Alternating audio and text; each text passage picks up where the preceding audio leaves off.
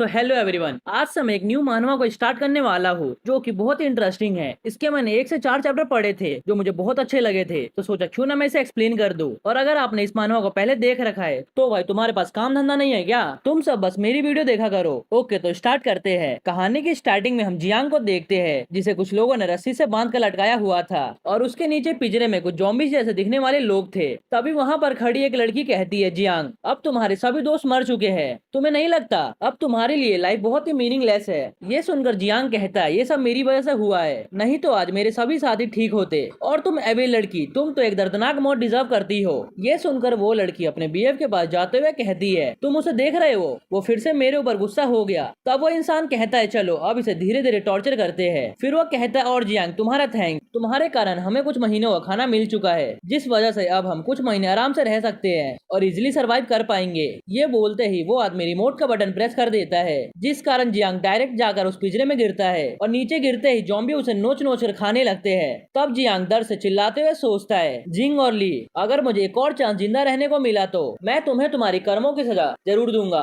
तभी उसकी अचानक से आंखें खुलती है। उसके सामने एक लड़की खड़ी होती है जो कहती है, जियांग तुमने प्रॉपर्टी में मेरा नाम क्यों नहीं लिखा? क्या तुम मुझसे प्यार भी करते हो? दूसरी तरफ जियांग कंफ्यूज होते हुए सोचता है, ये क्या हो रहा है? कहीं मैं वापस से पैदा तो नहीं हो गया? एक मिनट, क्या मैं ज़ॉम्बी अटैक से पहले वाले टाइमलाइन में आ गया हूँ? पिछली लाइफ में जिंग ने मेरी सभी प्रॉपर्टीज को अपने नाम पर कर लिया था, ऊपर से मुझे मरने के लिए भी छोड़ दिया था। और जब ज़ॉम्बी अटैक हुआ था उसमें लाखों लोग मारे गए थे। उस टाइम मैंने अपने स्किल और अपने दोस्तों की मदद से एक ऐसी जगह को बनाया जहां हम सेफ रह सकते थे। मगर किसने सोचा था ये जिंग हमसे हेल्प मांगते हुए आएगी। और जैसे ही हमने इस पर दया करके गेट ओपन कर दिया और उसे अंदर आने का परमिशन दे दिया, वैसे ही ये दुश्मनों को एंटर करवा देगी हमारे सेफ जगह पर। और उसके बाद ये मेरे 4 लाख येन भी ले जाएगी। जिंग उसके सामने खड़ी होकर कह रही होती है, क्या तुम मुझे सुन भी रहे हो? तब वो सोचता है, ये कितना इवल है, मगर मुझे अभी सोच समझ कर काम करना पड़ेगा। ये सब याद करके जियांग उसे गेट से बाहर धक्का दे देता है और बाहर आकर जिंग सोचती है, इस जियांग को क्या हो गया अचानक से? ये तो मेरे आगे पीछे घूमा करता था। दूसरी तरफ जियांग टाइम और डेट देखते हुए सोचता है, अब मेरे पास सिर्फ 11 महीने बचे हैं, मुझे ज़ॉम्बी अटैक होने से पहले सभी चीजों की तैयारी करनी होगी। तभी उसे एक स्क्रीन टाइप का कुछ दिखता है जिस पर लिखा होता है, ज़ॉम्बी अटैक में अब सिर्फ 1 महीना बचा हुआ है, उससे पहले तुम्हें ये सभी लेवल कंप्लीट करना होगा और तुम्हें 1 साल के खाने का सप्लाई इकट्ठा करना होगा और इसके बदले तुम्हें 10 पॉइंट्स मिलेंगे, जिसके बदले तुम सिस्टम में कुछ फीचर्स को यूज कर पाओगे। ये देखकर जियांग सोचने लगता है, आखिर इस रिवार्ड पॉइंट के बदले मुझे क्या मिलेगा? आखिर ये सिस्टम क्या देगी? तब वो देखता है उसे 20 पॉइंट्स में फिजिकल पावर बढ़ाने वाला ऑप्शन मिल सकता है और 2 पॉइंट में फार्मिंग के टूल्स के सप्लाई मिल सकते हैं और 10 पॉइंट्स में प्रोटैगनिस्ट सप्लाई मिलेगा। फिर वो याद करता है कैसे वो पिछले लाइफ में 1-1 रुपए बचाता था ताकि वो जिंग को ब्राइट ड्रेस दिला सके, और जिसकी वजह से वो कुपोषण का शिकार भी हो गया था। वो ढंग से खाना भी नहीं खाता था ताकि वो पैसों को बचा सके। फिर वो एक फूड ऑर्डर ऐप देखते हुए सोचता है, अब तो 1 महीने में ज़ॉम्बी अटैक होने वाला है, इसलिए क्यों ना उससे पहले मैं कुछ खाना खा लूं। और उसके बाद वो बहुत सारे टेस्टी टेस्टी खाना ऑर्डर करता है, जिसे खाते हुए उसे ऐसा फील होता है जैसे उसके पास बहुत सी एनर्जी आ चुकी है। तभी वो नोटिस करता है उसके पास जिंग की दोस्त का कॉल आता है। ये देखकर वो सोचता है, क्या उस एविल लड़की ने अपने दोस्त को सब बातें बता दी? और जैसे ही वो कॉल रिसीव करता है वैसे ही उसकी दोस्त चीखते हुए कहती है, तुम जिंग को ऐसे कैसे ट्रीट कर सकते हो? वो तो बस चेक करना चाहती थी तुम उससे प्यार करते भी हो कि नहीं। अगर तुम उसे अभी प्रॉपर्टी नहीं दोगे तो कब दोगे? अब तुम्हारी उससे शादी होने वाली है ना? वो तुम्हें टेस्ट कर रही थी मगर तुम उसमें भी फेल हो गए। और अगर तुम जिंग को मनाना चाहते हो तो यहाँ पर प्रॉपर्टी उसके नाम करके और 1 मिलियन कैश लेकर आ जाओ, तब मैं उससे बात कर सकती हूँ तुम्हारे बारे में, नहीं तो तुम्हारा ब्रेकअप हो जाएगा। ये सुनकर जियांग चिल्लाते हुए कहता है, तुम अपने आप को समझती क्या हो जो मुझे टेस्ट करने चली? अब यहाँ से दफा हो जाओ। ये कहते हुए वो कॉल को कट कर देता है और उसके बाद चैन की सांस लेकर सोचने लगता है, अब वो जमीन का इंतजाम कहाँ से करे? अगर जमीन होगा तभी तो शांति से रह पाएगा ज़ॉम्बी अटैक के बाद भी। फिर वो सोचता है, मुझे एक ऐसी जगह चाहिए जहाँ मैं अपना माहौल बना सकूं जो हर चीज से सेफ हो और साथ ही साथ वो नदी के किनारे होना चाहिए। फिर वो वहाँ से जाने लगता है। तभी एक लड़की उसे ग्रीट करते हुए पूछती है, हेलो सर, क्या आप यहाँ पर प्रॉपर्टी रेंट करने आए हैं या फिर खरीदने? तब जियांग कहता है, नहीं, मैं यहाँ आया हूँ। तभी अचानक से वहाँ पर उस लड़की का मैनेजर आता है जो उससे कहता है, वहाँ जाकर हेल्प करो, अभी बहुत सारे बॉक्सेस को साइड करना है। तब वो लड़की कहती है मैनेजर जू, मुझे अभी एक क्लाइंट से डील करना है। तब वो कहता है निंग, क्या तुम भूल गई जो मैंने सिखाया था तुम्हें? तुम्हें अपना दिमाग लगाने की जरूरत नहीं है और मैं जो बोलूंगा वही तुम्हें करना है। फिर वो जियांग को देखते हुए कहता है इसके जैसा भिखारी एक टॉयलेट पेपर भी नहीं खरीद सकता और तुम घर की बात कर रही हो, क्या यही तुम्हारा क्लाइंट है? ये सुनकर जियांग कहता है क्या तुम मुझे नीचे दिखा रहे हो? जिस पर वो इंसान कहता है मैं तुम्हारे जैसा कुत्तों को उसकी औकात दिखा रहा हूँ। अगर तुम एक टॉयलेट भी खरीद लोगे तो मैं तुम्हारा शिट खाने को तैयार हूँ। लिटरली भाई वो कह रहा है मैं तुम्हारा टट्टी खाने को तैयार हूँ। ये सुनकर जियांग उसकी तरफ गुस्से में देखने लगता है और कहता है ठीक है, फिर मैं तुम्हारे लिए फ्रेश शिट तैयार करता हूँ। फिर वो अपना कार्ड निकालते हुए कहता है मिस, मैं यहाँ घर रेंट या सेल करने नहीं आया, बल्कि मैं यहाँ पर एक लैंड खरीदने आया हूँ। ये सुनकर आसपास के लोग कहते हैं क्या इसे पता भी है आजकल की लैंड की कीमत कितनी है? लगता है बहुत ही अमीर है। तब निंग कहती है वेलकम सर, मैं आपको कुछ लैंड्स की डिटेल बताती हूँ। ये देखकर मैनेजर कहता है बोलने को तो कोई भी बोल सकता है और पेमेंट के टाइम पता चलेगा इसकी औकात कितनी है। और दूसरी तरफ निंग जियांग को कुछ पेपर डिटेल्स देते हुए कहती है अभी इतनी प्रॉपर्टी अवेलेबल है,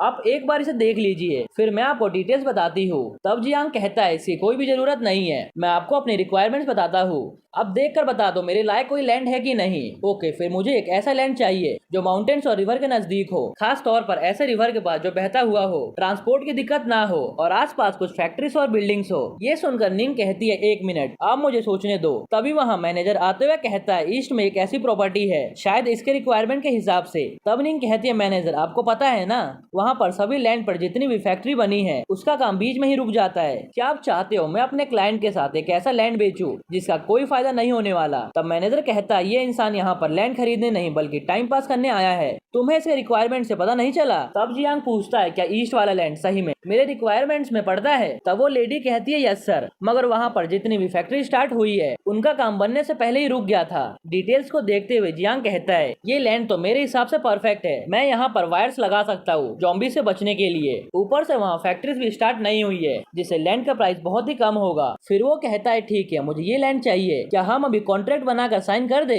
तब निंग पूछती है सर क्या आप सही में वो लैंड खरीदना चाहते हो जहाँ अभी तक फैक्ट्री बनकर तैयार भी नहीं है? तब जियांग कहता है हाँ बिल्कुल, आप कॉन्ट्रैक्ट बना दो, उसके बाद मैं पेमेंट कर देता हूँ, वैसे भी कोई इंतजार कर रहा है शिट खाने का। ये सुनकर मैनेजर को बहुत गुस्सा आता है मगर वो कुछ भी बोल नहीं पाता और जियांग के पेमेंट करते ही मैनेजर अपना सर पकड़ते हुए सोचता है कोई इंसान अपना पैसा ऐसे प्रॉपर्टी पर कैसे वेस्ट कर सकता है। तब जियांग उसके पास जाते हुए कहता है मैंने पेमेंट भी कर दिया है, क्या अब तुम तैयार हो अपना परफॉर्मेंस देने के लिए? अगर मुझे तुम्हारा परफॉर्मेंस अच्छा लगा तो मैं तुम्हें कुछ पैसे भी दे दूंगा। फिर जियांग वहाँ से जाने लगता है मगर वहाँ पर खड़े कुछ लोग उसकी वीडियोस बनाने लगते हैं और मैनेजर को शिट खाने के लिए बोलने लगते हैं। अब जियांग जाते हुए सोचता है मैंने लैंड तो ले लिया, अब बचा हुआ है फूड और सप्लाई, वो भी 1 साल का, अब मैं ये कैसे करूँ? लैंड तो मैंने ब्राइड वाले मनी से खरीद लिया। तभी उसे जाते हुए वही इंसान देख लेता है तो स्टार्टिंग में जिंग के साथ मिलकर जियांग को जॉम्बिस के सामने फेंक दिया था। उसे देखकर वो सोचता है आखिर ये यहाँ क्या कर रहा है। फिर वो आगे बढ़ जाता है जहाँ वही लोग मैनेजर को शिट खाने पर मजबूर कर रहे थे। तब वो चिल्लाते हुए पूछता है तुम सब क्या कर रहे हो? अब ये सीन यही कट होता है। अब हम जिंग को देखते हैं जिसके पास उसी आदमी ली का कॉल आता है जो उससे कहता है तुम्हें पता है जियांग आज यहाँ पर आया था और उसने कुछ प्रॉपर्टी भी खरीदा है। ये सुनकर जिंग हैरान हो जाती है। फिर वो कहता है मुझे लगा था उसने जो ब्राइड के लिए पैसे इकट्ठा किए थे वही उसने यूज किए हैं। ये सुनकर वो चिल्लाते हुए कहती है उसकी हिम्मत कैसे हुई मेरे पैसों को हाथ लगाने की? तब ली कहता है गुस्सा होने से अच्छा जाकर उससे पता करो आखिर क्या चल रहा है। तब जिंग कहती है इसमें पूछने वाली क्या बात है, वो हमेशा मेरे पैसों को यूज करता है, अब मैं उसे ऑनलाइन एक्सपोज कर दूंगी। दूसरी तरफ जियांग सोच रहा था घर बनाने और फूड सप्लाई खरीदने के लिए बहुत से पैसों की जरूरत पड़ेगी, मैं उन्हें कहाँ से लेकर आऊँ? तभी वहाँ पर जिंग और उसकी दोस्त आ जाती है जिसे देखते हुए जियांग पूछता है तुम यहाँ पर क्या कर रही हो? जिंग आते ही पूछती है तुम्हारी हिम्मत कैसे हुई मेरे पैसों को हाथ लगाने की? तब जियांग गुस्सा होते हुए कहता है आखिर तुम किस चीज की बात कर रही हो? तब वो कहती है मुझे पता है तुमने ब्राइड मनी से लैंड ले लिया है, वो ब्राइड मनी मेरा था, मेरा समझे? तब वो कहता है ये तुम क्या बकवास कर रही हो, मेरे पास बहुत से पैसे हैं, मैंने तुम्हारे पैसों को हाथ तक नहीं लगाया, तुम्हें क्या लगता है मुझे तुम्हारे और ली के अफेयर के बारे में कुछ भी नहीं पता? ये सुनकर जिंग मन ही मन सोचती है इसे मेरे और ली के बारे में कैसे पता चला। फिर वो उन्हें घर से निकाल देता है। तब उसकी दोस्त उन्हें शांत करवाते हुए कहती है शांत हो जाओ, हो सकता है तुम्हारे दोनों के बीच कोई गलतफहमी हो गई हो, कपल्स के बीच तो ये होता ही रहता है। तब वो कहता है ये कोई गलतफहमी नहीं है बल्कि इसका उस बुढ़े ली के साथ अफेयर चल रहा है, अब तुम्हें जहाँ जाना है जाओ मगर तुम मेरे आंखों के सामने मत दिखना। ये सुनकर जिंग वहाँ से जाते हुए सोचती है आखिर इसे पता कैसे चला, हम दोनों जब भी रूम्स बुक करते थे तब हम ध्यान रखते थे कोई हमें ना देखे। फिर उसकी दोस्त पूछती है तुमने मुझे बताया क्यों नहीं, क्या तुम्हारा सही में उस बुढ़े ली के साथ अफेयर चल रहा है? तब वो कहती है हाँ, हमने बस एक दो बार होटल बुक किया था। ये सुनकर उसकी दोस्त परेशान होते हुए कहती है अब तो सिचुएशन हाथ से बाहर निकल चुका है, अब चलो घर चलकर कुछ सोचते हैं। फिर उसकी दोस्त इवल सा फेस बनाते हुए सोचती है अब तुमने जियांग के साथ अपना रिलेशन खराब ही कर लिया है, तो अब मैं पीछे नहीं हटने वाली हूँ। आखिरकार मैं तुम्हारी बहन जो हूँ। अब हम नेक्स्ट डे का सीन देखते हैं, जहाँ जियांग अपने फैक्ट्री वाले लैंड के पास जाकर उसे देखते हुए पूछता है ये कितने दिन में रिनोवेट हो जाएगा। तब वो इंसान कहता है आपके रिक्वायरमेंट के हिसाब से हमें यहाँ बुलेट प्रूफ ग्लासेस लगाने हैं, थिक स्टील से सभी चीजें बनाना है और बुलेट प्रूफ डोर भी चाहिए। लेकिन आप ये सब किस चीज के लिए बनवा रहे हैं? ये सुनकर जियांग कहता है आपको ज्यादा कुछ क्वेश्चन पूछने की जरूरत नहीं है, आप बस ये बताइए कितना टाइम और पैसे लगने वाले हैं। तब वो इंसान कहता है ये काम 1 महीने में नहीं होने वाला। तब जियांग कहता है मुझे ये बात नहीं सुनना, अगर आप नहीं करोगे तो मैं किसी और को ढूंढ लूंगा। तब वो कहते हैं मगर वर्कर्स की लाइफ भी तो इस पर डिपेंड करती है। वैसे काम तो हो जाएगा मगर पैसे ज्यादा लगने वाले हैं। तब जियांग उससे उसका प्राइस पूछता है। तब वो कहता है आपको पता ही है 1 महीने में काम कंप्लीट करने के लिए वर्कर्स को दिन रात काम करना होगा। तब जियांग कहता है 20 मिलियन काफी रहेंगे ना? ये सुनकर वो कहता है हाँ, मगर 5 मिलियन डिपॉजिट मिल जाता तो हम काम स्टार्ट कर देते। ये सुनकर जियांग कहता है 1 हफ्ते के अंदर पैसे ट्रांसफर हो जाएंगे, आपको चिंता करने की जरूरत नहीं है। ये सुनकर वो इंसान मान जाता है। तभी उसके पास जिंग की दोस्त आकर जियांग का हाथ पकड़ लेती है और उसे प्यार से कहती है तुम यहाँ पर क्या कर रहे हो? ये देखकर जियांग मन ही मन सोचता है पिछले लाइफ में इसने और जिंग ने मिलकर मेरी फैमिली की पूरी प्रॉपर्टी हड़प ली, मैं इस लाइफ में इन दोनों से बदला जरूर लूंगा। फिर वो पूछता है तुम यहाँ पर क्या कर रही हो? तब वो कहती है क्या तुमने यही लैंड खरीदा है? वैसे यहाँ का सीनरी बहुत ही अच्छा है, क्या तुम यहाँ पर विला बनाने की सोच रहे हो? ये सुनकर जियान उससे अपने से दूर करते हुए कहता है मैं यहाँ कुछ भी बनाऊँ, तुम्हें इससे क्या मतलब? ये देखकर वो मन ही मन सोचती है आखिर इसे हुआ क्या है, आज ये बहुत ही अजीब बिहेव कर रहा है। पहले जब मैं इसे टच करती थी तब ये ब्लश करने लगता था और इसका हार्ट बीट भी बढ़ जाता था, मगर आज कुछ भी ऐसा नहीं हुआ। फिर जियांग वर्कर्स को बताने लगता है गेट को और एक्सपेंड करो। उसे ऐसा करते हुए देखकर वो गुस्से में सोचती है अब ये जिंग को पसंद नहीं करता और अगर ये मुझे पसंद करने लगा तो ये पूरी प्रॉपर्टी मेरी होगी। अब हम जियांग को देखते हैं जो घर आकर कुछ डॉक्यूमेंट्स को देखते हुए सोच रहा था मैंने घर को लोन पर रख दिया है जिससे मुझे सिर्फ 3 मिलियन वॉन मिले हैं जो कंस्ट्रक्शन के लिए काफी नहीं है। मुझे अब कोई रास्ता ढूंढना होगा पैसे कमाने का। 1 मिनट, अभी ज़ॉम्बी अटैक होने वाला है। अगर मैंने एक ही घर बहुत सारे लोगों को लोन पर दे दिया तो कुछ ज्यादा फर्क नहीं पड़ेगा क्योंकि अब सिर्फ 1 ही महीना बचा हुआ है। तभी उसके गेट को कोई नॉक करता है। ये सुनकर वो सोचता है वो ओल्ड मैन वापस से आ गया। फिर वो बताता है मेरे नीचे वाला नेबर एक ओल्ड मैन है जो कि फर्स्ट और सेकंड फ्लोर खरीद चुका है और अब वो मेरा 3rd फ्लोर भी खरीदना चाहता है, मगर मैं इस घर को अपने शादी के बाद यूज करने वाला था इसलिए मैंने बार बार इसे सेल करने से मना कर दिया था। इसने हर टाइप का बेकार काम किया है जिससे मैं तंग आकर ये घर इसे बेच दूं। फिर वो अपना गेट खोलता है। तब ओल्ड मैन उस पर चिल्लाते हुए कहता है क्या तो फिर से कल क्लबिंग करने गया था? तब जियांग भी चिल्लाते हुए बताता है वो कल 10 बजे ही सो गया था, ना कि कहीं क्लबिंग करने गया था। अब आप इसे बंद कर दो, मुझे पता है आप मेरा घर खरीदना चाहते हो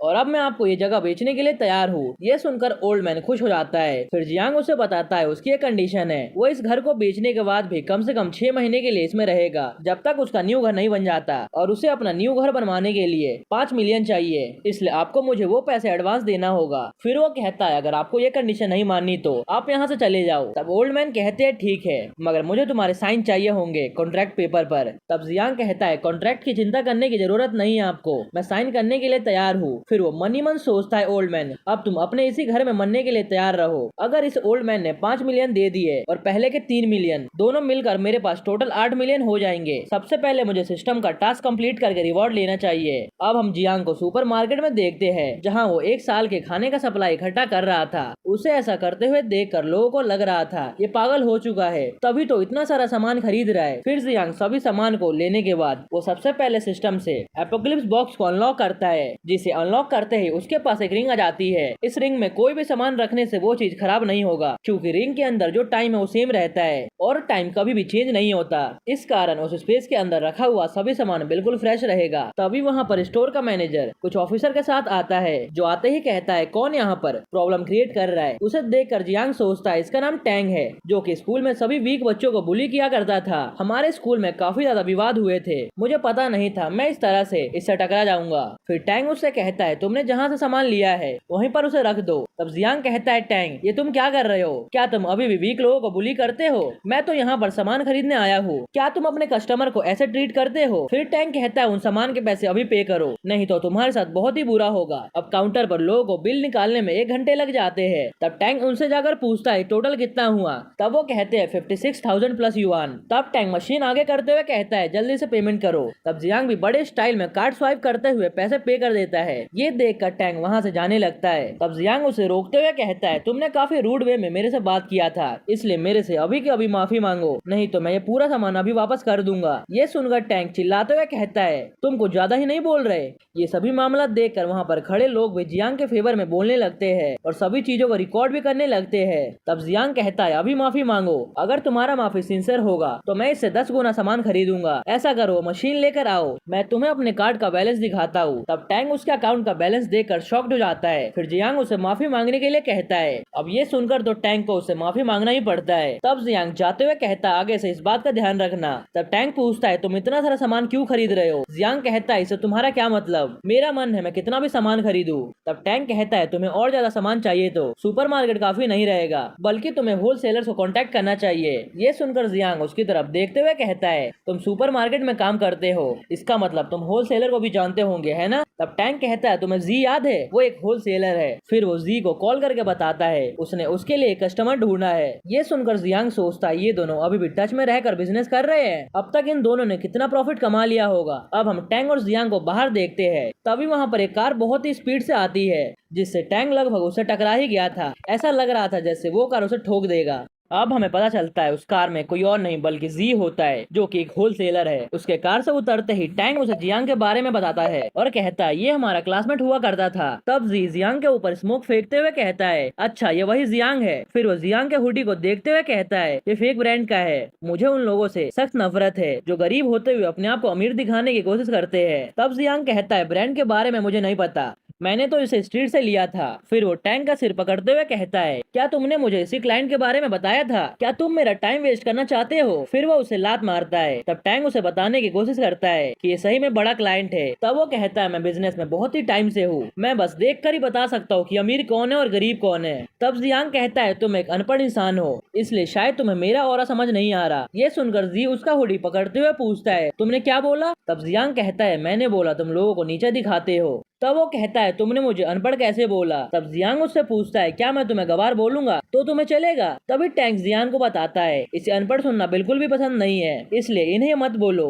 तब जी उसकी तरफ देखते हुए कहता है अगर तुम्हें बोलना नहीं आता तो तुम चुप ही रहो। फिर वो जियांग की तरफ देखते हुए कहता है अगर तुमने आज होलसेल में सामान नहीं खरीदा तो तुम अपने 2 पैरों पर नहीं जाओगे। तब जियांग कहता है तुम मेरे कॉलर पर से अपना हाथ हटाकर अपना अकाउंट नंबर बोलो। और उसके कुछ देर बाद ही जी के अकाउंट में मिलियंस डॉलर पहुंच जाते हैं। ये देखकर तो वो बंदा शॉक्ड हो जाता है। तब जियांग उसे बताता है उसने अभी 1 मिलियन एडवांस दिया है, उसे टोटल 5 मिलियन का सामान लेना है और बाद में तुम्हें 4 मिलियन मिल जाएंगे, इसलिए ट्रक लाकर सामान लोड करना स्टार्ट कर दो। फिर वो पूछता है तुम्हें किस टाइप का सामान चाहिए? तब जियांग कहता है rice, oil, salt, snacks, drink और कुछ भी खाने पीने का सामान। तब वो कहता है मुझे फॉलो करो और मन ही मन सोचता है मैं इसे वो सामान दे दूंगा जो कुछ दिन में ही एक्सपायर्ड होने वाला है। चलो मुझे एक गधा तो मिला जो मेरे से एक्सपायर होने वाला सामान खरीद लेगा। फिर वो कुछ सामान दिखाते हुए कहता है अगर तुम ये वाले लोगे तो मैं तुम्हें कम से कम 10% का डिस्काउंट दूंगा। तब जियांग कहता है ये तो क्वालिटी पर ही डिपेंड करेगा कि तुम कितना डिस्काउंट दोगे। फिर जियांग सामान को देखते हुए कहता है ये तो कुछ दिन में ही एक्सपायर्ड होने वाला है,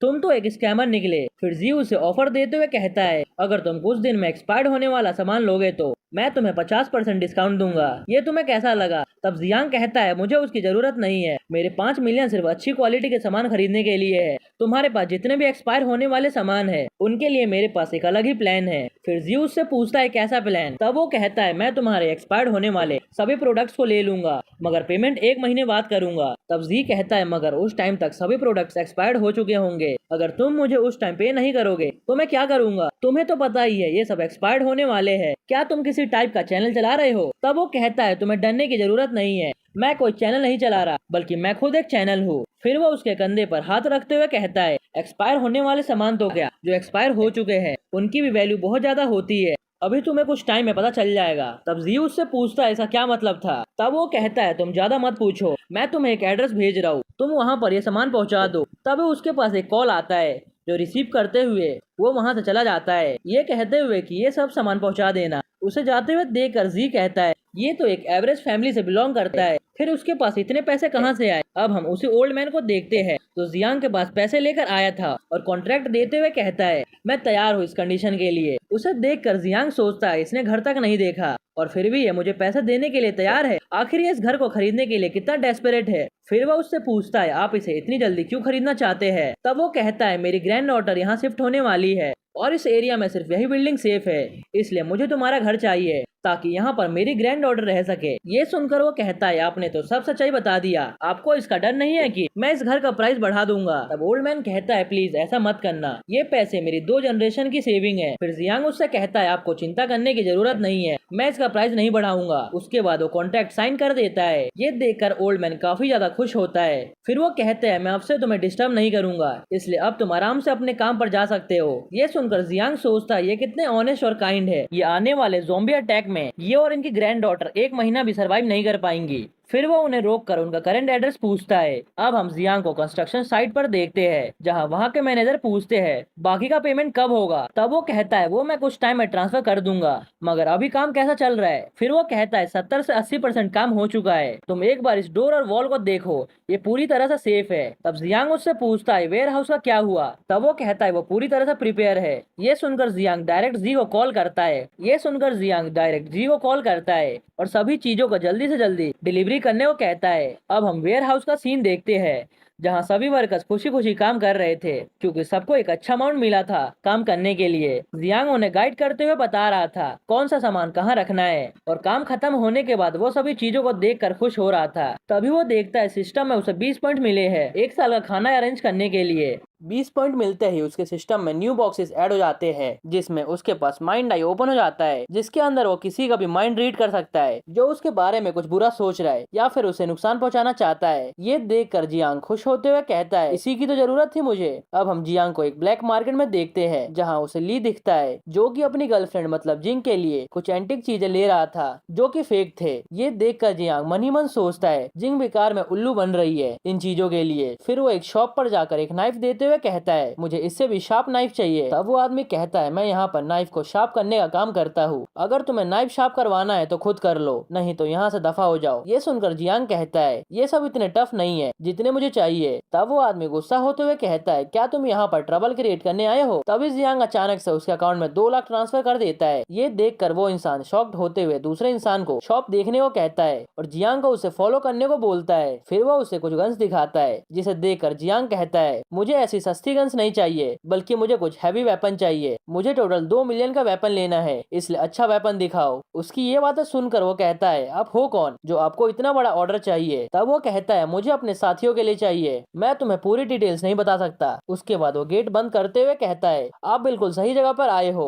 मैं ये सब हैंडल कर लूंगा, आप बस लिस्ट बनाकर मुझे दे दीजिए, मैं आपके एड्रेस पर पहुंचा दूंगा। उसके बाद वो जियांग को बाहर छोड़ता है। तभी उसे वहाँ पर ली दिख जाता है जो कहता है मुझे उम्मीद नहीं था तुम ब्लैक मार्केट में दिखोगे, अब मुझे समझ आया तुम्हारे पास पैसे कहाँ से आ रहे हैं और तुम जिंग को आजकल इग्नोर कर रहे हो, क्या बात है कहीं तुम्हारी फैमिली अमीर तो नहीं बन गई। उसकी ये सब बातें सुनकर जियांग सोचता है अब टाइम आ चुका है माइंड आई का यूज करने का। फिर जियांग देखता है वो सेलर काफी खुश है जियांग से। ये देख कर वो सोचता है ये अच्छे से काम कर रहा है। फिर वो कहता है ली तुमने इन्हीं चीप आइटम्स की मदद से जिंग को फंसाया था है ना। ये सुनकर वो आदमी गुस्सा होने लगता है। फिर वो आदमी पूछता है क्या आप इसे जानते हो। तब वो कहता हाँ ये मेरा एनिमी है। तब वो कहता है आप यहाँ से जाइए मैं इसे संभाल लूंगा। ये सुनकर जियांग जाते हुए कहता है ठीक है मगर उसे जान से मत मारना, मेरे पास इसके लिए कुछ और प्लान्स भी है। उसके बाद वो आदमी अपने साथियों के साथ मिलकर उसे कुत्ते की तरह मारने लगता है। ऐसा होता देखकर ली मन ही मन ठान लेता है जियांग से बदला लेने का और 2 दिन बाद जियांग के पास सभी वेपन पहुंच जाते हैं और उसके साथ ही वो फिजिकल पोशन अनलॉक कर लेता है जो कि 2 पॉइंट का था। उसके बाद वो उस पोशन को अपने अंदर इंजेक्ट कर लेता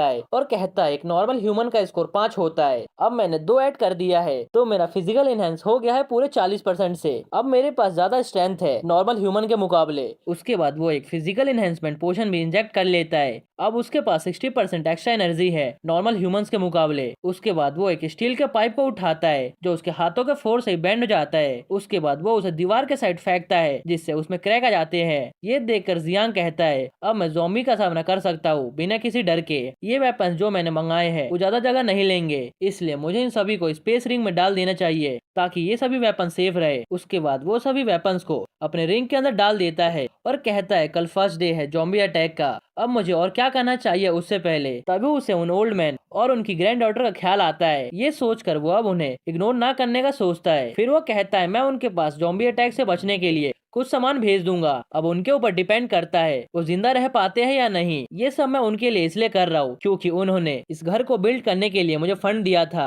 अब हम जियांग को देखते हैं जो उन्हीं ओल्ड मैन के घर पहुंच चुका था, जिसकी हालत देखकर वो समझ जाता है उन ओल्ड मैन के पास सही में पैसे नहीं थे। अब वो अपने रिंग से बहुत सारे बॉक्सेस निकालता है जिसमें खाने पीने के सप्लाई थे। फिर वो गेट नॉक करता है, वो डोर ओपन करते ही कहता है मैं रेंट कल दे दूंगा। तभी वो देखते ये तो जियांग है। फिर वो पूछते है तुम यहाँ क्या कर रहे हो। तब वो कहता है आप पहले इन बॉक्सेस को अंदर रखवाने में मेरी हेल्प कीजिए, मैं बाकी की बातें बाद में समझाऊंगा। फिर वो सभी सामान अंदर रखवाने के बाद ओल्ड मैन कहते हैं तुम यंग लोगों के पास तो बहुत ही एनर्जी होती है, आज पता चला। फिर जियांग कहता है आपका घर तो बहुत सेफ दिख रहा है और आप मेरी बात ध्यान से सुनिए, अगर आप इन चीजों का अच्छे से यूज करोगे तो ये कम से कम 6 महीने तक चलेगा और कल से। तभी उसकी नजर एक फोटो फ्रेम पर पड़ती है जिसे देखते हुए कहता है लिली। तब ओल्ड मैन कहते हैं हाँ मगर तुम्हें कैसे पता, क्योंकि मैंने तो इसका नाम नहीं बताया। फिर वो पूछता है वो अभी कहाँ पर है। तब वो बताते हैं वो घर वापस आ गई है स्कूल से, अब वो न्यू वाले घर में रहेगी, उसके बाद हम उसका स्कूल भी यहीं पर ट्रांसफर करवा देंगे। तभी जियांग को याद आता है वो लिली से पहले भी मिल चुका है जब ज़ॉम्बी अटैक स्टार्ट हुआ था, जहाँ वो रोते हुए बता रही थी उसने अपने दादाजी को अकेले ही घर पर छोड़ दिया है। फिर वो सोचता है मुझे याद है लिली ने बताया था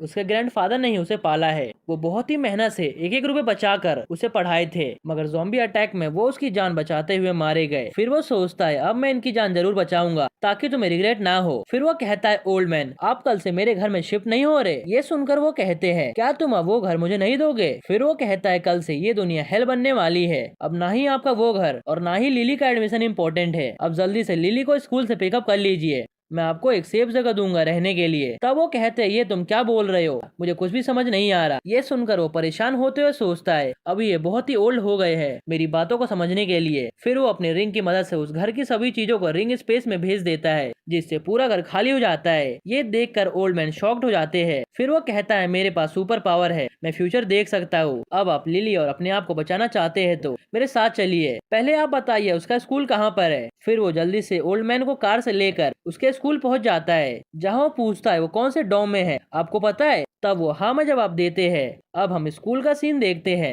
जहाँ कुछ गर्ल्स लिली को बुली कर रही थी। तभी वहाँ पर ग्रैंडफादर आते हैं जो परेशान होते हुए पूछते हैं ये तुम सब क्या कर रहे हो मेरी लिली के साथ। तभी वहाँ पर कुछ बॉयज आते हैं जो ओल्ड मैन को वहाँ से जाने के लिए कहते हैं, मगर वो वहाँ से नहीं जाते और उन्हें मारने की कोशिश करते हुए कहते हैं क्या तुम्हारे माता पिता ने तुम्हें कुछ नहीं सिखाया। तभी एक बंदा उन्हें बैट से मारने की कोशिश करता है, मगर उसके मारने से पहले जियांग उस बैट को पकड़ लेता है। फिर वो उस बंदे को एक किक में ही दूर कर देता है। ये देखकर उसके साथी भी जियांग को मारने आते हैं, मगर वो एक एक करके सभी को कुत्ते की तरह धो देता है। ये देखकर वो पुलिस लड़की डरते हुए पूछती है तुम्हें क्या चाहिए। फिर जियांग एक लड़की का बाल पकड़ते हुए कहता है तुम्हें दूसरों का बाल पकड़ना पसंद है ना। उसके बाद वो एक नाइफ निकालता है जिसे देखकर सब डर जाते हैं। फिर जियांग उसके बाल काट देता है। ये देखकर वो लड़की चिल्लाते हुए कहती है तुम्हारी हिम्मत कैसे हुई मेरे बालों को काटने की, अब मैं तुम्हें बताती हूँ। तब जियांग कहता है लंबे बाल तुम्हारे लिए सिर्फ बर्डन से ज्यादा कुछ नहीं है, तुम्हें कुछ दिन में पता चल जाएगा कैसे तुम्हारे छोटे बाल तुम्हारी जान बचाएंगे। ये कहकर वो वहाँ से ओल्ड मैन और लिली को लेकर जाने लगता है, जहाँ ओल्ड मैन लिली को सभी बातें समझाने की कोशिश करते हैं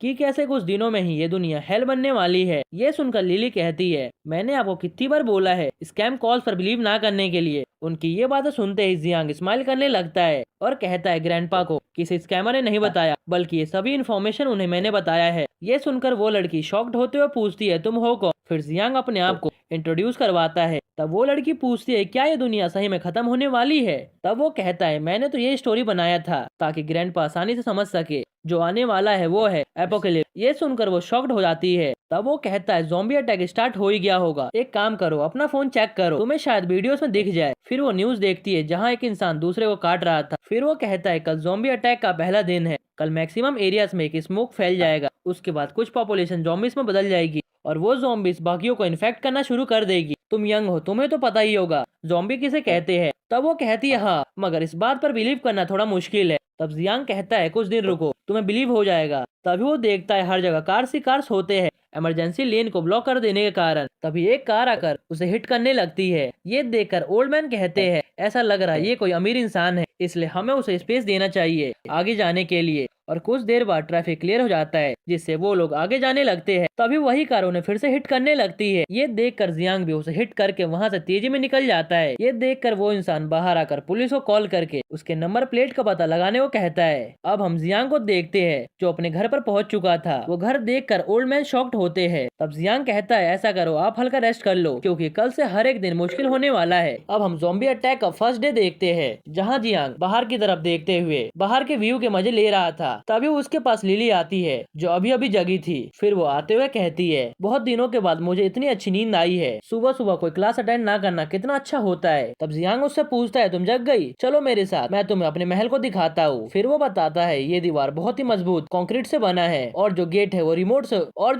रिमोट से कंट्रोल किया जाता है। साथ ही साथ ये भी स्टील से बना हुआ है और ये 3 सेंटीमीटर थिक है। चाहे वो इंसान हो या फिर ज़ॉम्बी, दोनों इस दीवार को तोड़ नहीं सकते और चाहे लोग मजबूत वेपन्स का यूज क्यों ना करे। फिर वो कहता है और मेरी बात ध्यान रखो, हम तीनों के अलावा यहाँ कोई और नहीं आना चाहिए बिना मेरी परमिशन के। तब लिली उससे पूछती है अगर यहाँ कोई सर्वाइवर आया हमसे मदद मांगने तो क्या हम उन्हें ऐसे ही बाहर मारने के लिए छोड़ देंगे। तब जियांग कहता है मेरे साथ आओ। उसके बाद वो बताता है जब इंसानों की बात अपनी जान पर आती है तब उनका बिहेवियर पता करना बहुत ही मुश्किल होता है। उस टाइम उनका दिल बिल्कुल एविल बन जाता है। वो सिर्फ किसी तरह से सरवाइव करना चाहते हैं जिसकी वजह से वो तुम्हें भी धोखा देकर मार सकते हैं। फिर वो दोनों को बाहर देखने को कहता है जहाँ कुछ टैंक टाइप के रखे हुए थे जो लोगों को बचाने के लिए हेल्प करेंगे ज़ॉम्बी से। अगर जियांग उनके पास नहीं हुआ तो इन्हें गेट ओपन नहीं करना और जो लोग हेल्प के लिए आएंगे वो लोग इन टैंक्स में छुपकर अपनी जान बचा सकते हैं। और जब जियांग यहाँ आएगा तब वो डिसाइड करेगा गेट को ओपन करना है कि नहीं या फिर उनकी हेल्प करनी है कि नहीं। इसलिए चाहे कुछ भी क्यों ना हो जाए इन सब के लिए गेट ओपन नहीं करना।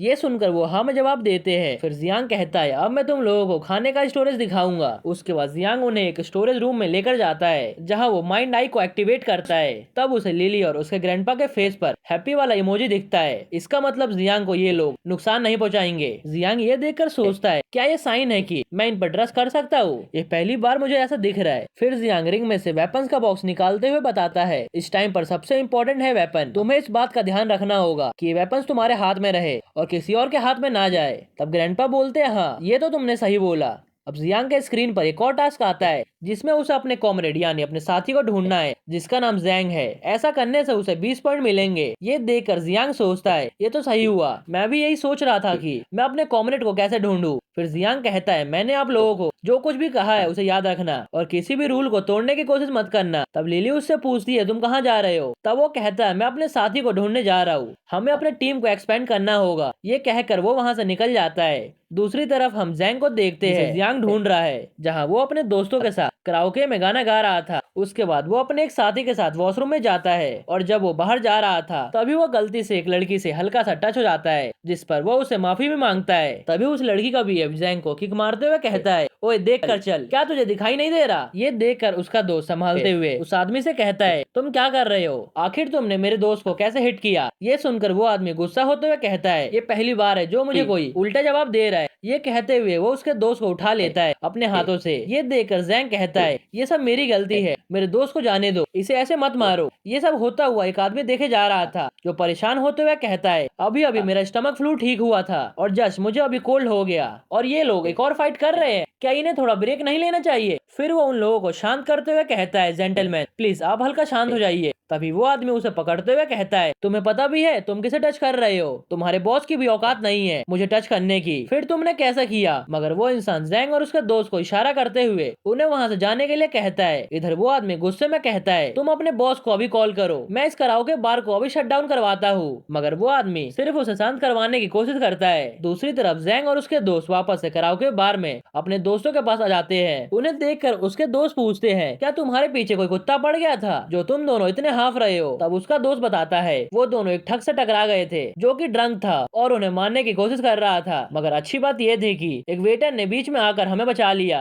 तब उसके साथी चिल्लाते हुए कहते हैं, तुम लोगों ने फाइट बैक क्यों नहीं किया? हमारी मैकेनिकल क्लास कब से इन चीजों में पीछे हट गई। हम सब तो हमेशा इन चीजों में आगे रहते हैं। रुको 1 मिनट, मैं अभी कॉल करके अपने डिपार्टमेंट के सभी साथियों को बुलाता हूँ। तब जैंग कहता है, रुक जाओ, हमारे पास बस 1 साल बचा हुआ है ग्रेजुएट होने में, इसलिए अब हमें कोई प्रॉब्लम क्रिएट नहीं करना चाहिए। अब म्यूजिक स्टार्ट करो और डांस करना स्टार्ट कर दो। तभी वही ठग इंसान वहाँ पर अपने साथियों को लेकर आ जाता है और उसने वेटर को भी मारकर उसका फेस खराब कर दिया था। उसके बाद वो सभी जैंग और उसके साथियों को नीचे बिठा देते हैं। ये देखकर उसका एक साथी कहता है, अगर तुम्हारे पास औकात है तो मुझे कॉल करने दो। ये सुनकर वो इंसान गुस्से में वाइन की बोतल उसके दोस्त पर तोड़ देता है, जिसे ऐसा करते हुए देखकर जैंग चिल्लाता रह जाता है। अब हम जियांग को देखते हैं जो उसी कराओके बार के पास पहुंच चुका था और कहता है, मुझे पता है तुम एक कॉलेज स्टूडेंट हो, तुम हमेशा से अपने सिंगिंग के पैशन को फॉलो करना चाहते थे। उसके बाद वो उस बार के अंदर चला जाता है। दूसरी तरफ हम जैंग को देखते हैं जिसके साथी के सिर से खून निकल रहा था, जो देखकर जैंग पैनिक करते हुए अपने दोस्त को बार बार उठाने की कोशिश करता है। इधर वही आदमी अपनी जीएफ से पूछता है, क्या तुम अब सेटिस्फाइड हो? तब वो कहती है, बिल्कुल नहीं, ये वो आदमी नहीं है जो मेरे से टकराया था। तब वो आदमी जैंग की तरफ बोतल करते हुए कहता है, अच्छा ये वही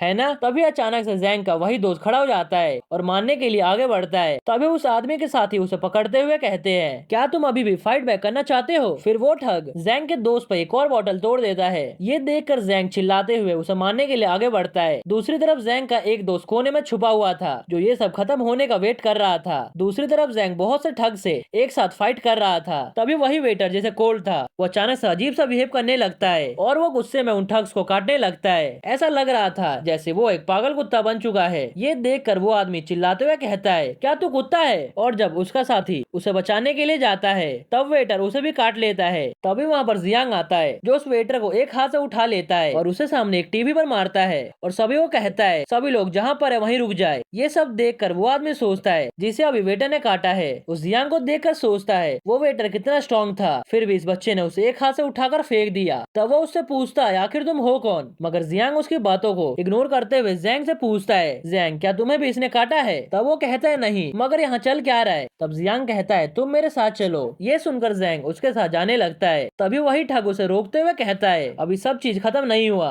तभी उस ठग का साथी कहता है, मेरा सिर दर्द से फटे जा रहा है। ये सुनकर वो पूछता है, क्या तुम्हारा कोल्ड बढ़ गया है? तब वो कहता है, दोपहर में तो सब ठीक था। तब जियांग उसे गौर से देखते हुए पूछता है, क्या तुम्हारे गले पर इस वेटर ने काटा था? तब वो कहता है, हाँ काटा तो था। ये सुनकर जियांग सोचता है, ये जैसे बोल रहा है उस हिसाब से ऐसा लग रहा है जैसे ये इन्फेक्टेड हो चुका है, ऊपर से इसे ब्रेन के बहुत पास काटा है, इसलिए इन्फेक्शन बहुत ही जल्द ब्रेन के पास पहुंच जाएगा और ये एक म्यूटेंट भी बन जाएगा। उसके बाद जियांग उस वेटर को एक रूम में बंद करते हुए सोचता है, चलो सही है, इन ज़ॉम्बी को नहीं पता कि गेट को कैसे ओपन करते हैं। फिर वो जैंग से पूछता है, जैंग तुम बताओ, मैं इन सब में से सबसे पहले किसे ठिकाने लगाऊं? तब वो कंफ्यूज होते हुए पूछता है, तुम हो कौन? क्या हम दोनों एक दूसरे को जानते हैं? उसके बाद खत्म करने से पहले ही एक ठग जियांग को मारने के लिए आगे बढ़ता है। तब जियांग उसका फेस पकड़कर उसे टेबल पर दे मारता है। ये देखकर उसका दूसरा साथी उसे बचाने के लिए आगे बढ़ता है, मगर जियांग उसे सिर्फ एक ही पंच में साइड कर देता है। तभी उसके मुंह से फोम जैसा कुछ बाहर आने लगता है। तब उसका साथी उसके पास जाकर पूछने लगता है, आखिर तुम्हें क्या हुआ है? क्या तुम एक ही पंच में नॉकआउट हो गए? इधर जियांग चिल्लाते हुए कहता है, क्या किसी और को मेरे से फाइट करना है? जिसे करना है वो आगे आ जाओ। फिर वो जैंग को देखते हुए बोलता है, तुम अपने साथियों को बाहर लेकर आओ और वहीं पर मेरा वेट करो। ये सुनकर जैंग अपने साथियों को लेकर बाहर जाता है। इधर वो ठग अपने दोस्तों को ले जाते हुए कहता है, मैं भी यहाँ से जा रहा हूँ, मगर जियांग डोर को ब्लॉक कर देता है और वहाँ पर खड़ा हो जाता है। ये देखकर वो ठग पूछता है, तुम क्या कर रहे हो? तब जियांग कहता है, अभी तुम ड्रंक होकर मेरे भाई को लगभग मार ही चुके थे, क्या तुम इस बात को भूल गए? तब वो ठग चिल्लाते हुए बोलता है, ये तुम क्या बकवास कर रहे हो, जल्दी से साइड हट जाओ। ये सुनकर जियांग उसे धक्का देता है जिस कारण वो ठग नीचे गिर जाता है। फिर वो गुस्से में कहता है, क्या तुम आज मेरे हाथों से मरना चाहते हो? मगर जियांग उसे वहीं बंद करके चला जाता है। ये देखकर वो चिल्लाने लगता है डोर ओपन करने के लिए, मगर जियांग उसकी बात नहीं सुनता। तभी उसका एक साथी ज़ॉम्बी में बदल जाता है और अपने दोस्त को ही काटने लगता है। उसकी चीखों की आवाज बाहर खड़ा जियांग में सुन रहा था। तभी वहाँ एक वेटर आकर पूछता है, सर अंदर क्या हो रहा है, क्या आपको कोई हेल्प चाहिए? तब जियांग कहता है, इस डोर को पूरी तरह से लॉक कर दो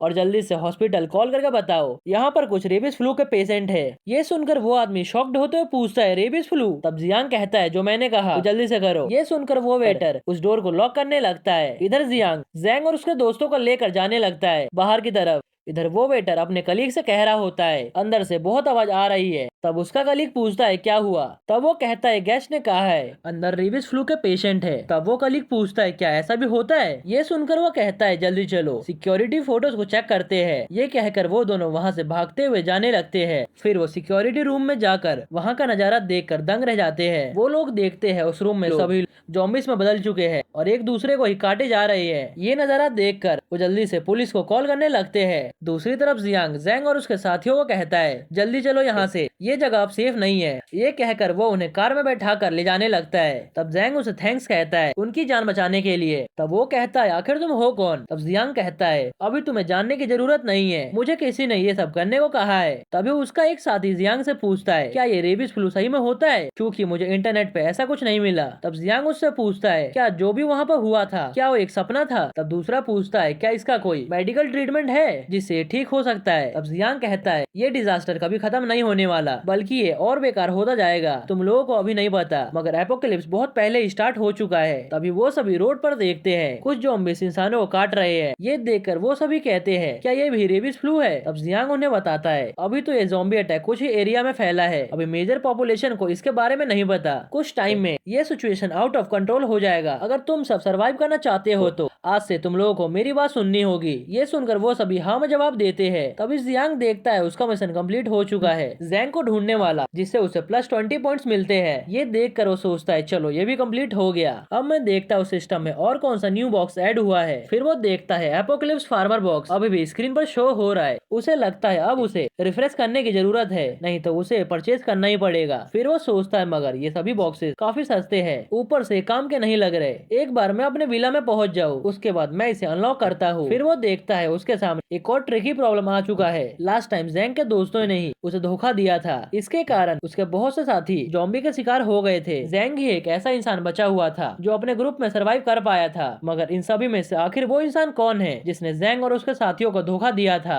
और उन्हें मरवा दिया था। अब मैं ये कैसे पता लगाऊं। दूसरी तरफ हम जिंग को देखते हैं जो ली से फोन पर बात करते हुए पूछती है क्या वहाँ पर सब सही चल रहा है, तुम सभी सप्लाईज कब ला रहे हो जो तुमने वादा किया था। ऐसा लग रहा है मैं यहाँ पर पागल हो जाऊंगी, मुझे स्टोर अकेले जाने में बहुत डर लग रहा है। तब वो कहता है कुछ टाइम में ही मैं वहाँ पर आ रहा हूँ अपना काम खत्म करके। तभी वो अचानक से चिल्लाती है। उसकी आवाज सुनकर दूसरे साइड से ली पूछता है तुम्हें क्या हुआ। तब वो बताती है कोई बार बार डोर को नॉक करे जा रहा है, मैं चेक करके तुम्हें कॉल बैक करती हूँ। फिर उसे पता चलता है ये कोई और नहीं बल्कि उसकी दोस्त है। ये देखकर वो जल्दी से डोर ओपन करके चैन की सांस लेती है। फिर उसकी दोस्त बताती है जो फर्स्ट फ्लोर पर ग्रैंडपा रहते थे उन्हें लेकर चले गए। ये सुनकर जिंग पूछती है कौन लेकर कहाँ चला गया। फिर जिंग सोचते हुए कहती है तभी आज सुबह नीचे बहुत ही शोर हो रहा था। फिर उसकी दोस्त कहती है ऐसा लग रहा है जैसे रेबीज फ्लू बहुत ही डरावना वायरस है, क्या ली ने वो सप्लाईज पहुंचा दिया जो उसने प्रॉमिस किया था। तब वो ना में जवाब देती है। ये सुनकर वो कहती है मैंने बोला था ना मेंस पर कभी भी भरोसा मत करना, तुम मेरी बात सुनो और उसे कॉल करके बताओ कि जैंग के पास बहुत ज्यादा सप्लाईज पड़े हुए हैं। तब जिंग उससे पूछती है तुम्हें कैसे पता इस बारे में। तब वो कहती है लास्ट टाइम जब उसने हमें घर से निकाल दिया था तब मैंने उसके पीछे एक आदमी को लगाया था जिसने मुझे बताया रोज उसके फैक्ट्री में ड्रग्स सप्लाई पहुंचा रही है। ये सुनकर जिंग कहती है क्या उसे पहले से ही ज़ॉम्बीज के बारे में पता चल गया था। तब उसकी दोस्त कहती है तुम मेरी बात मानो और ली को कॉल करके इसके बारे में बताओ, हो सकता है ली हमें कुछ कट दे दे उन सप्लाईज में से और शायद कुछ पैसे भी। दूसरी तरफ जियांग उन सभी को लेकर अपने विला के पास पहुंच जाता है जहां जैंग उसे देखते हुए कहता है ये तो एक महल की तरह दिख रहा है। तब जियांग खुश होते हुए कहता है हर किसी का फर्स्ट रिएक्शन यही होता है। तभी वहाँ पर ग्रैंडपा और लिली आते हैं जो उससे पूछते हैं जियांग तुम वापस आ गए। तब जियांग कहता है तुम सब मेरी चिंता मत करो और हाँ लिली और ग्रैंडपा मैं आप लोगों को न्यू मेंबर से मिलवाने वाला हूँ, ये जैंग है और बाकी सब उसके क्लासमेट है जो हमारे न्यू टीम मेंबर्स बनने वाले हैं। फिर वो जैंग से कहता है जैंग ये दोनों लिली और ग्रैंडपा है। उन्हें देखकर लिली कहती है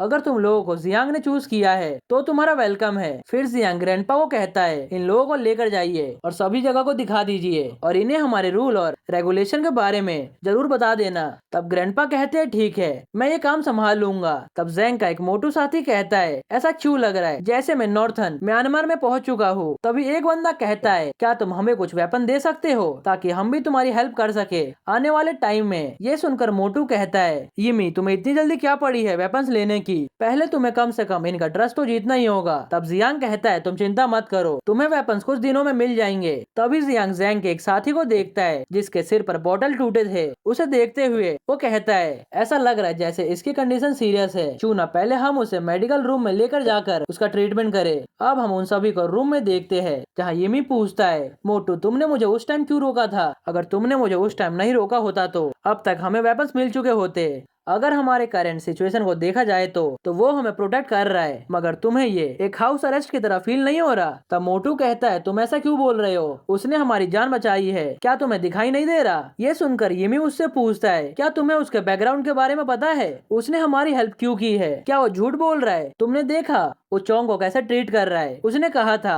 वो मॉनिटर रूम में उसके इंजरीज को देखता रहेगा, मगर वो रूम एक प्रिजन की तरह सिक्योर दिख रहा है। क्या पता वो चोंग के ऑर्गन्स को निकाल कर बेचना चाहता हो। हमें पहले उसके ऊपर हमला करना पड़ेगा। तब मोटू कहता है, क्या पता हम गलत सोच रहे हो और हम उसे धोखा कैसे दे सकते हैं जबकि उसने हमारी जान बचाई है। तब वो कहता है, मैं दुनिया को धोखा दे सकता हूँ, इससे पहले कि दुनिया मुझे धोखा दे। हम चाहे तो इस महल के ऊपर कब्जा कर सकते हैं। अगर देखा जाए तो उस जियांग के अलावा यहाँ एक लड़की है और एक बुड्ढा है जिसके ऊपर हम हमला करके आराम से इस महल पर कब्जा कर सकते हैं। और वो लड़की भी काफी क्यूट दिखती है। उसकी ये बातें सुनकर जैंग और मोटू उसे हैरानी से देखने लगते हैं। तब वो कहता है, अरे अरे मैं तो सिर्फ मजाक कर रहा था, तुमने तो मुझे सीरियसली ले लिया। तब मोटू कहता है, हाँ सही कहा, अगर वो हमारे ऑर्गन चाहता है तब वो हमें ऑलरेडी रूम में कैद कर चुका होता, उसके पास तो गन्स भी है। ये कहकर वो दोनों वहाँ से जाने लगते हैं। उन्हें जाते हुए देखकर येमी सोचता है, तुम्हारे साथ मैं इस प्लान को अंजाम नहीं दे सकता, एक बार मेरे इस प्लान को पूरा होने दो, उसके बाद देखना कैसे तुम दोनों मेरे गुलाम बन के रहोगे पूरे जीवन के लिए। अब हम जियांग को सोफा पर बैठे हुए देखते हैं। तभी वहाँ पर ग्रैंडपा और लिली आते हैं। तब ग्रैंडपा बताते हैं कि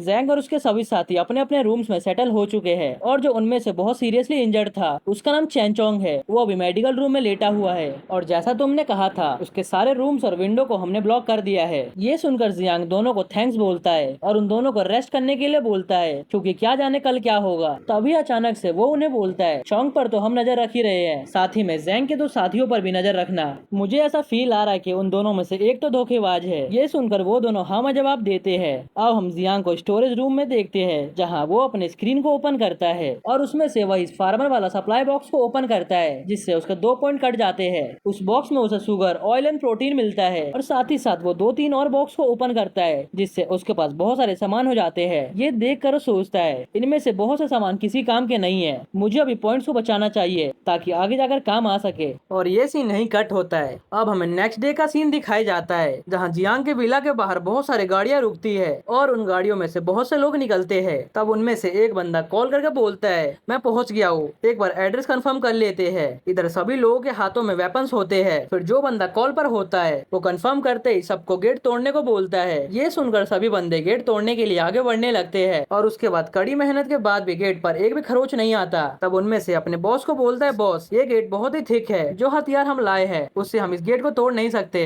ये वही बंदा होता है जिस बंदे की गाड़ी को जियांग ने टक्कर मारा था। उसकी बातें सुनकर वो बंदा गुस्सा होते हुए कहता है, डैम इट, इतना मोटा डोर कौन यूज करता है, वो भी एक नॉर्मल हाउस के लिए। फिर वो अपने साथियों को बोलता है गन्स को निकालने के लिए। ये सुनकर वो बंदे अपने गाड़ियों से एक पेटी निकालते हैं जिसमें बहुत सारे हथियार होते हैं। तभी उनमें से बहुत से लोग बॉटल्स को निकालते हैं जो कि मौली होता है और फिर वो सब एक एक करके मौली को घर के अंदर फेंकने लगते हैं, जिससे पूरे घर में आग लग जाता है। इधर जैसे ही उन्हें पता चलता है कि घर में आग लग चुका है तब लिली और जैंग के सभी साथी पानी लेकर आते हैं आग को बुझाने के लिए। फिर इधर जियांग और ग्रैंडपा फुल स्वैग में राइफल लेकर निकलते हैं। फिर जियांग बोलता है, देखे तो जरा कौन हमसे पंगा लेना चाहता है। फिर वो टावर पर चढ़कर देखते हैं। तब ग्रैंडपा बोलते हैं, इनमें से इनका बॉस देखा देखा सा लग रहा है और वो गाड़ी भी देखी सी लग रही है। फिर उन्हें याद आता है, ये तो वही है जो हमें उस दिन रोड एक्सीडेंट में मिला था। तभी बाहर खड़े बंदों में से एक की नजर टावर पर जाती है। तब वो अपने बॉस से बोलता है, बॉस वो देखो, वो हमें ऊपर से देख रहे हैं। ये देखकर उनका बॉस चिल्लाते हुए कहता है, हाँ ये वही है। फिर वो चिल्लाते हुए कहता है, वही छोटे चूहा नीचे आ, नहीं तो मैं तेरे पूरे घर को जला दूंगा। तब जियांग शांत होते हुए फुल स्वैग में कहता है, तुम्हारे पास 5 मिनट है, अपने बंदों को लेकर यहाँ से दफा हो जाओ, नहीं तो।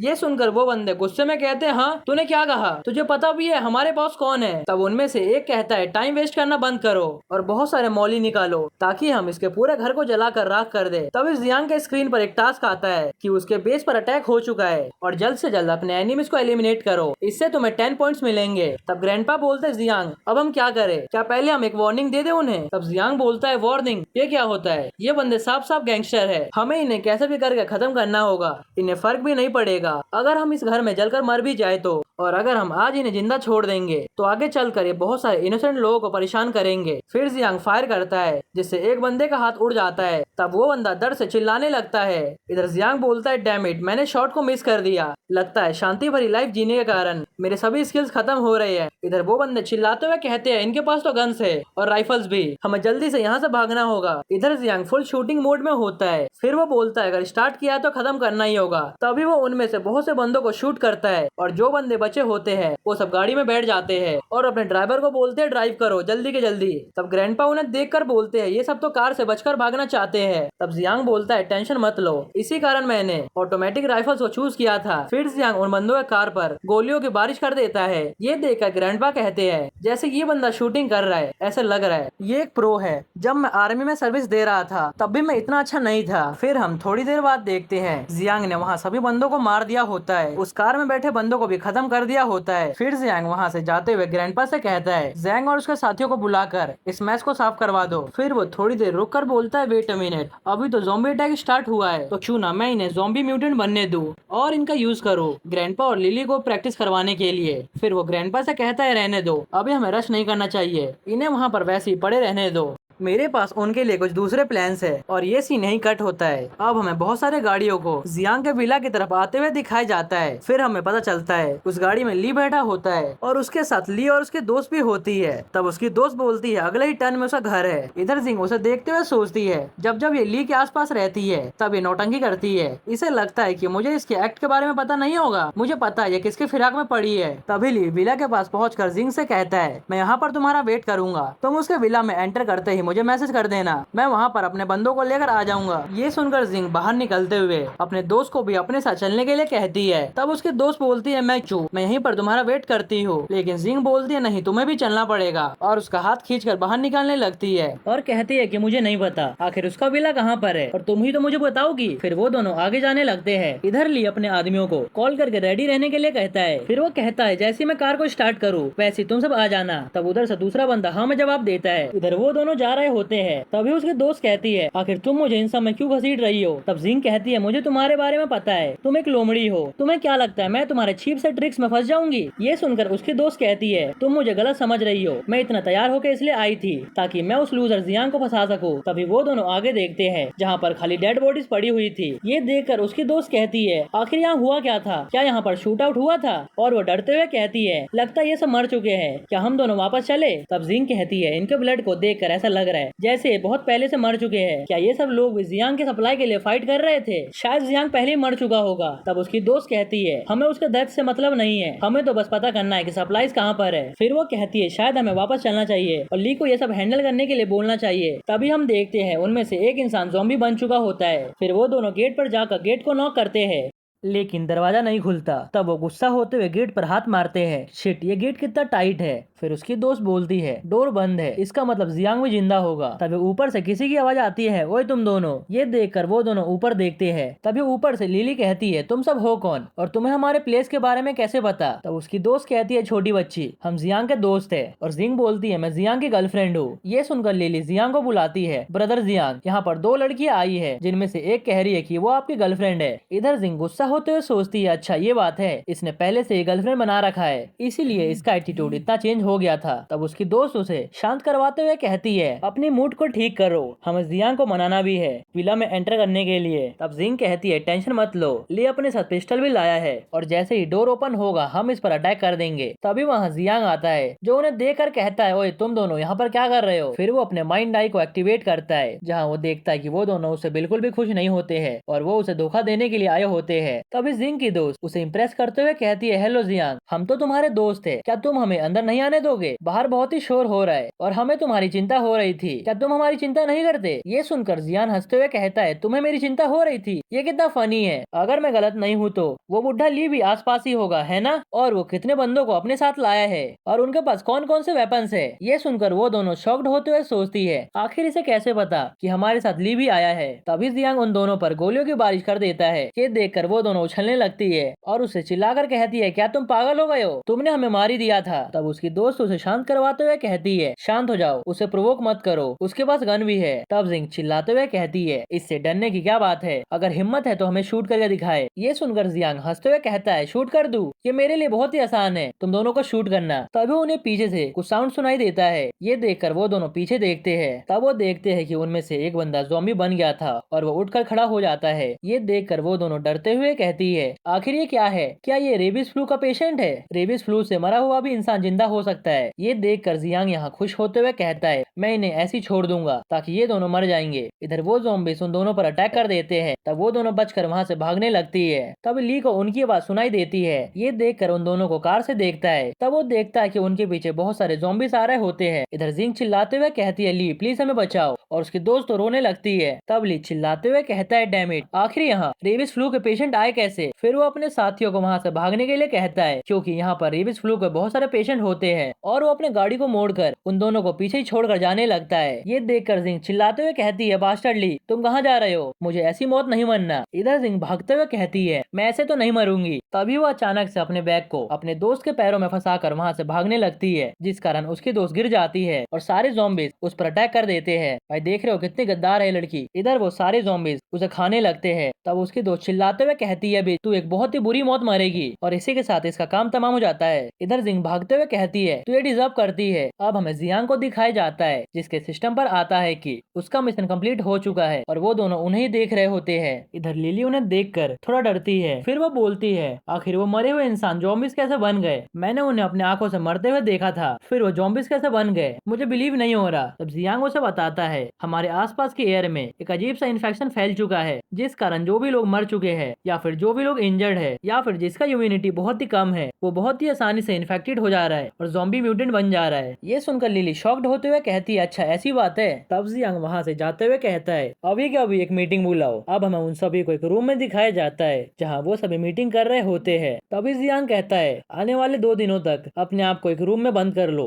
और उस रूम के दरवाजे और खिड़कियों को टाइटली बंद कर लो, और जितना कर सको उतना अपने आसपास के माहौल को और वहाँ की हवा को अडेप्ट कर लो ताकि तुम ज़ॉम्बी बनने से बच सको, और जितना हो सके अपने बॉडी को ग्रेजुअली अडेप्ट होने दो ताकि तुम ज़ॉम्बीज ना बनो। ये सुनकर जैंग कहता है, लेकिन चोंग का क्या होगा? अब हम चोंग को देखते हैं, जो कि मेडिकल रूम में एक बेड पर लेटा हुआ होता है। तभी हम उसके हाथ को देखते हैं, जहाँ उसके अंदर भी ज़ॉम्बी साइंस आने स्टार्ट हो गए थे और वो धीरे धीरे ज़ॉम्बी बनने लगा था। और ये सीन यही कट होता है। अब हमें सिटी का सीन दिखाया जाता है, जहाँ हर तरफ डिस्ट्रक्शन हो रहा होता है और लोग इधर से उधर भाग रहे होते हैं अपनी जान बचाने के लिए। तभी एक बंदा बिल्डिंग से बाहर देखते हुए कहता है, बाहर तो बहुत ज्यादा हलचल हो रहा है, और ये बंदा कोई और नहीं बल्कि टैंक का दोस्त होता है, जिससे जियांग ने डील किया था। फिर वो अपने वाइफ और बच्चों से कहता है, मुझे वेयर हाउस जाना होगा सप्लाईज को लाने के लिए, और तुम दोनों अपना ख्याल रखना और घर पे ही रहना, और मेरे आने तक दरवाजे को मत खोलना, चाहे कुछ भी क्यों ना हो जाए। तभी उन्हें कुछ आवाज सुनाई देती है। ये सुनकर वो बंदा अपने वाइफ और बच्चों को शांत कराते हुए और एक रॉड उठाते हुए गेट को खोलता है, जहाँ वो देखता है कि गेट पर टैंक होता है। ये देखकर वो चैन की सांस लेता है, और फिर जैसे वो दरवाजे को पूरा खोलता है तभी उसके ऊपर टैंक लात मारता है, जिससे वो बंदा नीचे गिर जाता है। और इसी के साथ उस घर में बहुत सारे लोग एंटर करते हैं और टैंक को मारने लगते हैं। इधर वो बंदा चिल्ला रहा था, प्लीज मुझे जाने दो,